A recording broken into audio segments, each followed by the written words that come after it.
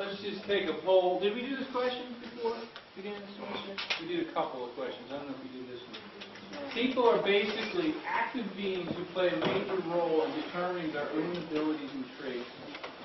Or B, passive beings whose characteristics are molded either by social influences, parents and other significant people, or by biological factors outside their control. Meaning, especially if we think of it in terms of kids, to some extent, do we develop ourselves? I mean, clearly not totally develop ourselves. Not that if you answer A, it doesn't mean that parents and other influences aren't important at all. But to some extent, do we play an active role in the influences and that we receive and learning how to do things in life? Biological factors beyond their control. Well, to some extent, isn't all biology outside of our control? I mean, all we are genes that have unfolded and, send signals for things to develop and grow in parts of the body and things like that. To some extent, even if we did have that initial spark of interest in a certain thing, that's biological too. So, that's beyond our control. So wouldn't B be the right answer? Piaget emphasized kind of how active infants and kids are, and he wasn't dealing with these kind of biological questions that we've been discussing right now, but rather responding to kind of a strict behaviorist like John Watson we talked about, or other behaviorists, B.F. Skinner, who wanted to talk about how molded people are by their parents and other things that happen to them. And Piaget wanted to say, well, okay, but at the same time, kids actively are trying to learn things out and exploring their environment, and they're like, especially when it comes to cognitive development, that it's not that everything is taught to a kid. You don't have to teach conservation of mass necessarily to a kid. That if you let a kid explore things, they're going to figure out a lot of things. And this really revolutionized, I don't know, revolutionized might be too strong a word, but Piaget had a strong influence on education, especially early childhood education, and how teachers should approach teaching, and which is kind of a greater emphasis on just putting the blocks out there, putting things out there that, like motor things where you put pegs into things and stuff like that. If you give kids stuff to do, like the kind of skills you want them to learn, and just let them play with it, they're going to work hard to figure that out. That kids are naturally active or curious, they want to master their environment, and so they're going to play with these things. And so that really, like I said, really influenced a lot of certain kind of types of schools are really built on a Piagetian sense of that. And it's definitely, I mean, if you work with little kids, you can see that. My nephew Aaron, well, he's older now, he's 7 now, but when he was, he's still like this, but as he's younger, it's like he'd see Uncle Dave and, but Uncle Dave would get frustrated because sometimes he would just like want to go play with the puzzles and stuff and do other things. But part of that is a good thing. It's this kind of active curiosity, trying to figure out how the world works, so that you're kind of motivating your own cognitive development to some extent. Development proceeds through stages, so that the individual changes rather abruptly into a quite different kind of person than she or he was in an early stage, or B, continuously in small increments without abrupt changes at distinct stages. Now this one I do remember we did at the beginning of the semester. You guys remember doing this question? Where would Piaget be on this? What's that? A. Yeah, and what would he say about that? Yeah, so egocentrism, think about that for a second. So, are you the same person that you were before you developed the ability to not be egocentric? Like, would you describe yourself as the same person in terms of thinking as you were when you were 3 years old, for example? Or are you a different person?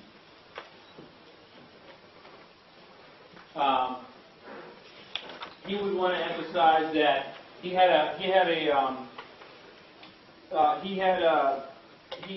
this idea that the cognitive structures that we develop at different points in life then have an influence back on us. It's not just that we learn a little thing called egocentrism, like we initially learned that in a couple of experiences, but then this new idea of egocentrism, or non-egocentrism in this case, then re-influences like how we think, that we go back and reevaluate a lot of things. So, for example, like an example in the book earlier, in an earlier chapter, was kids. You know, the kid that assumes that for Daddy's birthday that he wants a baseball because that's what the kid likes.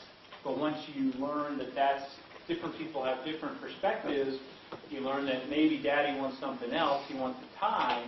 Well, once you start learning that the first couple of times, then you go back through and you have to kind of reevaluate everything. So there's this kind of organizing structure that kind of comes back at you once you learn it a little bit, and it's going to change how you think in general. Or another one that happens, the book talked about seriation. What's seriation? Somebody tell me what seriation is? Yeah. It's when there's someone behind me. Yeah. Sorry. Whoever was behind me could talk. It was like understanding logical progression. Yeah, logical progression in terms of like a rank ordering of things, like things taller, like sticks, taller and shorter. Well, one thing that we know, or we found, and we've done this in our research, and other people have found the same thing, is that young kids, preschoolers, they all have pretty healthy self-esteem. Not all of them. You can see. But in general, they feel pretty highly of themselves. We do a test called the self-confidence scale, where you ask them, like, are you the kind of kid who like finishes races first, or in the middle, or in the end, or when you do drawings, or the way you behave, you know, are you like the best, or in the middle, or the end? And you find that we did it with first graders, and they were like all off the charts with this thing. That they were all thought very highly, had high self-concepts. And it's related to this seriation thing, which is, you know, until you can really understand, like a whole class of 20 kids, you know, that you're not, like, you know, like we talked about before, parents tend to give kids all sorts of positive messages, like you're a good kid, and you're a good drawer, you're really fast, you're a really good leaper, whatever. But until you can really get this seriation down and really put like a whole class of 20 kids together and start thinking about where do I fit in the pecking order, you know, then that's when all of a sudden you have the cognitive structures that would allow for low self-esteem. Now there is kind of biological part to kind of being depressed or sad, or, you know, so it's not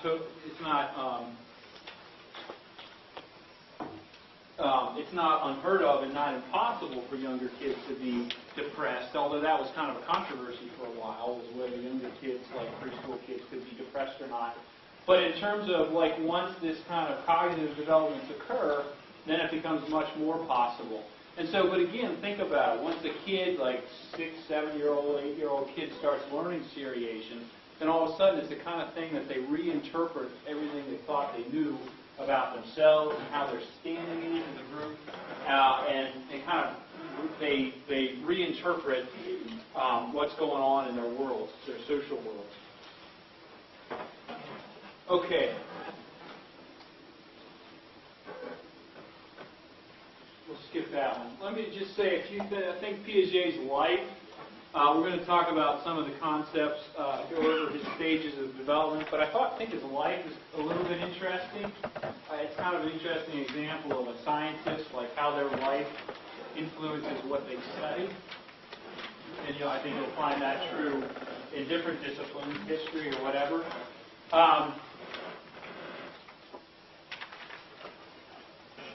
He was born in 1892. His dad was a medieval historian at a university. His dad was an academic too. According to Piaget's description, his mom was very emotional, and that caused a lot of tension in the family between the dad and the mom, meaning arguments between mom and dad. And Piaget, as a kid, describes kind of retreating into like solitary activities a lot. So he in fact like got into at an extremely young age research and doing kind of little studies, like when he'd go out and play with natural environment stuff, like snails and stuff like that in the yard and things like that. He took like I just said, he took a strong interest in nature, and maybe some of that was probably not all related to family tension, but some of it might have been. But so already you can kind of see like just the fact that he was kind of off by himself, like doing little experiments outside in the yard and things like that. It's his whole emphasis on kids being active explorers and learning a lot and motivating, prompting their own cognitive development. You can kind of see that reflected in his early experiences of how he was for the kids. May not be quite as true for other kids. There's a guy, Heinz Kohut, who psychologist who I think he's still alive, I'm not sure. But he writes a lot on narcissism, and I've never met the guy, but I've heard he's pretty narcissistic himself. But, you know, so people that, I mean, it makes some sense that you can have the best insights into things that you know that are true for yourself. People that are kind of socially withdrawn might have the best insights into why certain people are socially withdrawn or whatever. At the age of 11, he was in high school already. He wrote an essay on the albino sparrow. And actually, by the time he finished high school, he was a well-known malacologist. Anybody know what a malacologist is? Yeah. Studies mollusks. But anyway, so by the time he was finished high school, he'd already written several things on mollusks from his own kind of exploration. And he was well known among kind of the scientific community, meaning university professors who studied the same kind of thing. While he was in high school, he was invited to be a museum curator. So he was obviously a very intelligent guy, very intellectual guy, very scientific guy from the start. He first conducted, his first interest was an intelligence test. The Stanford Binet intelligence test was like the first one. And but he ended up being kind of bored with the intelligence test. Intelligence tests look at, you know, can you get things right, and then you figure out how intelligent a person is based on how many questions you answer correctly for somebody your age. He ended up being more interested in wrong answers. And that's kind of where his whole thing came from, is like looking at, well, when people get things wrong, and children in particular get things wrong, like, well, why do they get it wrong? Is it that they're just dumb? Or maybe do they see the world in a different way than an older child does? And that maybe there's structural things about the way they think, and structural things that don't exist yet that older kids might have that change the way kids interpret some questions and some pieces of information that leaves them getting it wrong. And so that's kind of where Piaget came from, was his idea that these younger kids aren't necessarily dumber, but just have different structures about how they experience and interpret things. In his life, he wrote 60 books, several hundred articles on the cognitive development of children. And what we're going to do today is review some of his stages and look at kind of what did he find, what did he say, and then what did later research say about whether he was right or not. Let's start with egocentrism, one of his central things, which we already mentioned.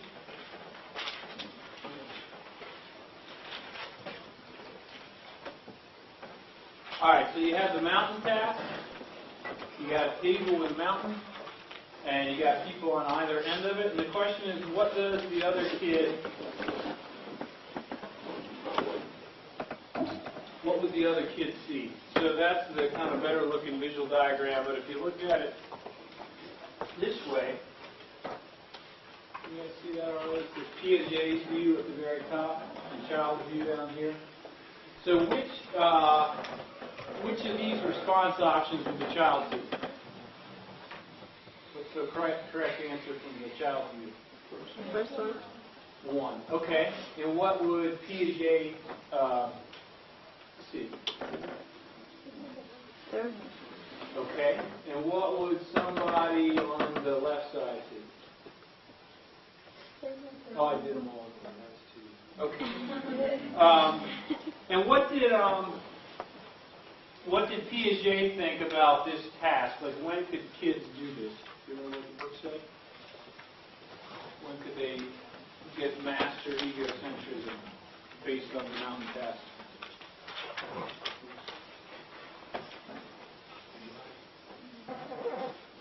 He thought around, I mean, it was like middle childhood, like 9 or 10 actually, 8, 9, 10 years old.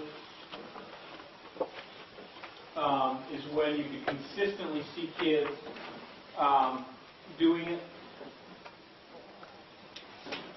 More recently, however,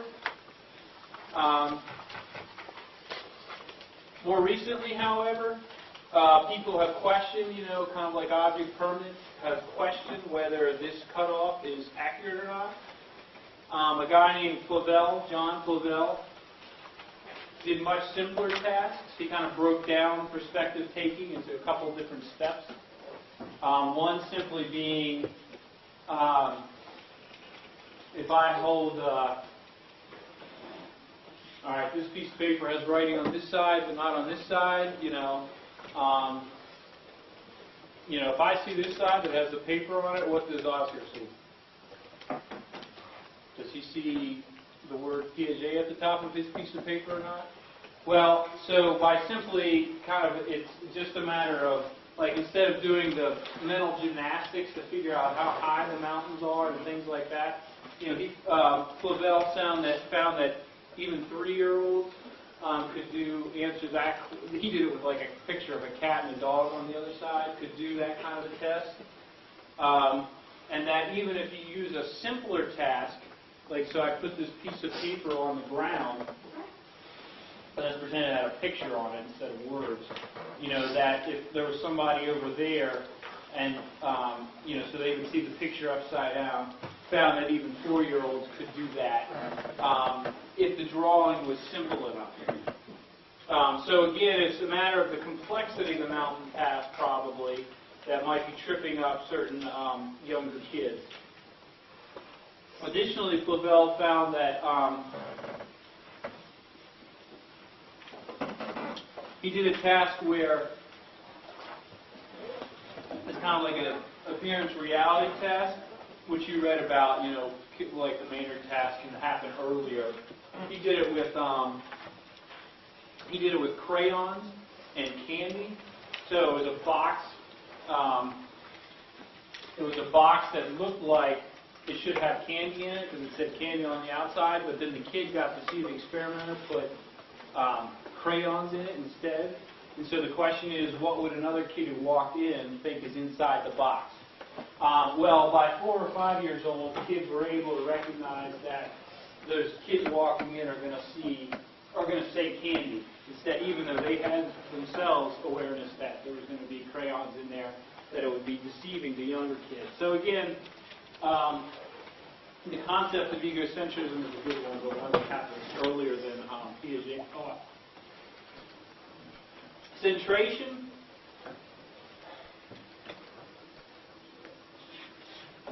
Is a concept. The idea is that young kids, one of the things that trips up young kids on kind of cognitive tasks is that they only focus on one dimension instead of being able to think of multiple dimensions of what's going on. They focus on one dimension and therefore act on that one piece of information. The term little behaviorist, a woman named Carolyn Shantz used that phrase for like preschoolers, early childhood kids, meaning that one piece of information also tends to be kind of physical and concrete as opposed to internal mental states or things like that. So for example, I did a study on like kids helping behaviors and how likely they would be to help other kids. And I did it by just reading kids little vignettes. But the vignettes involve like somebody coming off a school bus with books, and I manipulated whether the kid like tried to skip the last step or if they were just walking normally and tripped and the books fell. And so the idea was to see if whether this tripping, which is kind of their fault, influenced how likely kids were to help or not. And in fact, I looked at it first graders versus fifth graders and found that very same thing, that fifth graders made distinctions based on the intention. And we had there were several stories like that where you manipulate kind of the internal intention, or not even intent, it's not they intended to fall, but they were doing something they shouldn't have. But kids, younger kids, and this is consistent with Piaget's ideas, just focus on the fact that there's papers and books on the floor and somebody needs help. That's the physical, most salient aspect of what they see. And so they're more likely to say, oh yeah, I would help in that situation. And in fact, might be more likely to help in that situation.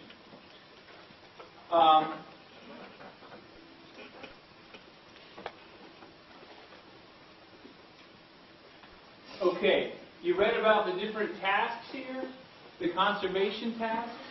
Conservation of liquids is when you change the size of the beaker or whatever it is that the thing is and ask, like make a thinner or taller thing and ask the kid if it's in the same size, is it the same amount? And again, Piaget found that there are differences between younger and older kids, and again, this is an example of the kind of focusing on one aspect of it. I've got a video here that shows you some of these tasks occurring. Conservation, another of Piaget's milestones, marks the end of the pre-operational stage. By conservation, Piaget did not mean the preservation of trees, forests, or wildlife or nature. By conservation, Piaget meant things that do not change, amounts that do not change. As in the classical experiment with the beakers, called the conservation of amount. Ashley, do you think there's the same amount of blue water in this class, in that class? Mm-hmm. Yeah? Okay, so it's the same in both. Now, what I'm going to do is I'm going to take the water in this glass and I'm going to pour it into this one, like this.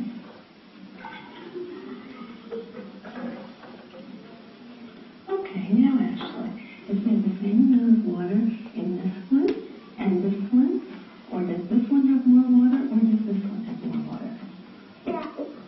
That one what? Has more water. That one has more water? Why does it have more water? What is it? Because you put it in there. Okay, because I put it in there. All right, great. Were you convinced by her answer? Children, philosophy Yeah. says, will answer You didn't that seem the too amount sure. of change. This shows that the children are not conserving the amount of water through a physical transformation. An everyday application of conservation can be seen in the following task. 3 cookies are used. 1 cookie is given to the This is child. what I was talking about, using food. Actually, I'm not going to show the exact question, The but child is then asked if this is using a fair food is distribution. Is there makes really it the same real. amount to eat Choices or not? between which food So, you get. if I give you that one, I keep these. Do you think that's a fair way to share them? Yeah, more. I have more? Okay, well look, let me do this then. Now, you think, would that be fair to share? That's fair? Okay. These 2 are 2 pieces. And those 2 are 2 pieces. Okay. So that's a rather charming example of how a conservation situation can apply in real life. So you see he's focusing, I mean, this is a good example of centration. He focuses on number. And that he kind of has one idea of what more is. And but they have done the same kind of thing with cookies, where it's kind of like, which would you prefer to have? They didn't ask the which one would you want to eat question here, but same thing that they get duped easily. the first girl, so how many people, like when she answered, what did you notice about how she answered? She wasn't very convincing, right? She kind of was like, looked down when she answered.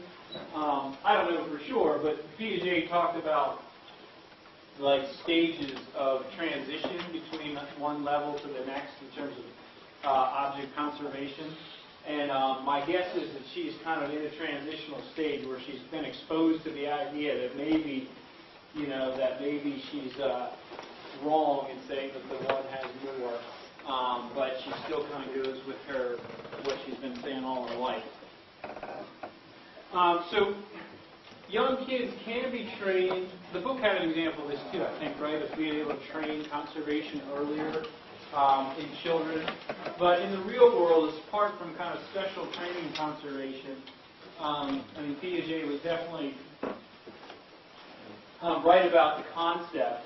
You know, with egocentrism, we saw that if you break it down into simpler steps of egocentrism, you can see early evidence. But this idea that young children tend to center on one single thing, he seems to be right about that. One thing, too, that pre-operational versus kids who are in the concrete stage, younger kids, in a sense, are more fun thinkers, more creative and more magical in a way. That once kids get into the concrete operational stage, in general, they're motivated to be very practical and find out how the world works. They're really interested in kind of rules and, you know, if you do this, this is what's going to happen. And not that their kind of creativity goes away completely, but younger kids have certain things like magical thinking. For a while, and this is very early, where they think that, like, they might think anything that moves is a lie, but they get over that and they quickly learn that that's not true. But like I see that in my own nephew, Aaron. I remember a couple of years ago, he got really into magic. You know, he always wanted, like, oh man, I want a magic trick, Uncle Dave, every time I saw him. So I had to go get a magic trick every time I knew I was going to see him. But then, like, he got into first grade or second grade. I remember one time I came and visited him, and I didn't have a magic trick. He didn't ask for it either. And but then at like some point later, after I saw him, like later that evening, he was like, "Are you still in it?" He actually thought I was a magician. That was pretty funny. I like the first time I saw him. This was like when he was in kindergarten. I did the old penny behind the ear trick. You know, and he was like, do it again. You know, he went down and you put it behind the fingers and you pull it out. And so then, like, so he thought I was a real magician. Like because I saw him the next time, he was living in Virginia at the time. He still does. But he was like, so do you? He asked me, and all I had done was this penny trick, and he asked me something like, so do you? Are you on TV with your magic tricks? Or are you just doing for fun or something like that? And I'm like, well, I'm not really a magician here, man. I just do a couple of tricks, whatever. But then, like, a couple years later, I go visit him, and he's like, he doesn't ask me for his magic trick. And then I go, he goes later that night, he's like, do you still do magic, Uncle Dave? And I'm like, I'm not so much into it anymore. He's like, yeah, me neither. But so, like, you know, so he kind of lost that sense of wonder, that sense of magic that kind of these younger kids have. You know, like that song, the old folk song called "The Magic Dragon," is actually just about this. If you guys know the lyrics, it's something about, what is it? What's the little Timmy? Johnny Paper. Huh? Johnny Paper. Johnny Paper, is that the boy's name? Right, and so they used to play Puff the Magic Dragon, used to play with Johnny Paper, but the song is kind of lamenting in the end that Johnny Paper doesn't come anymore for Puff the Magic Dragon. So it's kind of that loss of innocence at the pre-operational stage.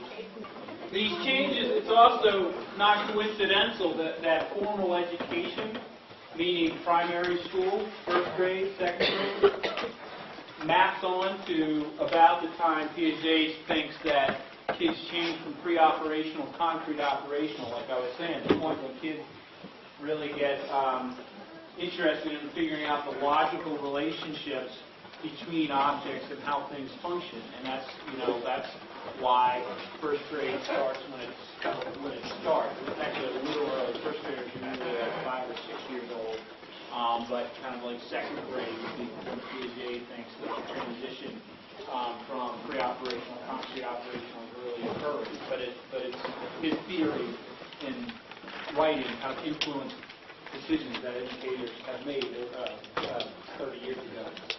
All right, let's stop there. We'll get into concrete operations more.